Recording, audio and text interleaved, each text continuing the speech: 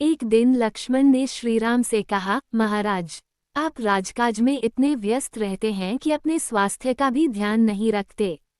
ये सुनकर रामचंद्र जी बोले, लक्ष्मण, राजा का कर्तव्य होता है राजकाज में पूर्णतया लीन रहना। तनिक सी असावधानी हो जाने पर उसे राजा नृग की भांति भयंकर यातना भोगनी पड़ती है। लक्ष्मण के जिज्ञासा करने पर उन्होंने राजा नृग की कथा सुनाते हुए कहा, पहले इस पृथ्वी पर महायशस्वी राजा नृग राज्य करते थे। वे बड़े धर्मात्मा और सत्यवादी थे।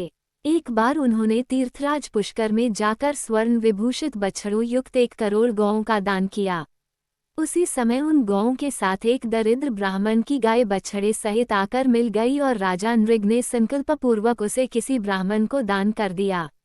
उधर वह दरिद्र ब्राह्मण वर्षों तक स्थान स्थान पर अपनी गाय को ढूंढता रहा। अंत में उसने कनखल में एक ब्राह्मण के यहाँ अपने गाय को पहचान लिया। गाय का नाम शवला था। जब उसने गाय को नाम लेकर पुकारा तो वह गाय उस दरिद्र ब्राह्मण के पीछे हो ली। इस पर दोनों ब्राह्मणों में विवाद हो गया। एक कहता था, गाय मेरी है, और दूसरा कहता कि मुझे ये राजा ने दान में दी है। दोनों झगड़ते हुए राजा नृग के यहाँ पहुँचे। राजकाज में व्यस्त रहने के कारण जब कई दिन तक नृग ने उनसे भेंट नहीं की तो उन्होंने शाप दे दिया कि विवाद का निर्णय कराने की इच्छा से आए प्रार्थियों को तुमने कई दिन तक दर्शन नहीं दिए, इसलिए तुम प्राणियों से छिपकर रहने वाले गिरगिट हो जाओगे और सहस्त्रों वर्ष तक गड्ढे में पड़े रहोगे।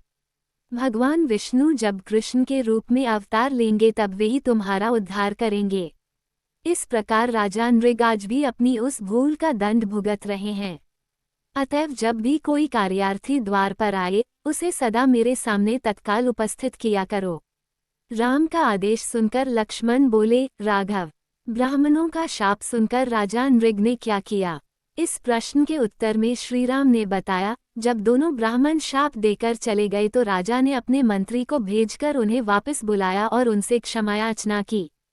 फिर एक सुंदर सा गड्ढा बनवाकर और अपने राजकुमार वसु को अपना राज्य सौंपकर उस गड्ढे में निवास करने लगे। ब्राह्मण के शाप का भारी प्रभाव होता है।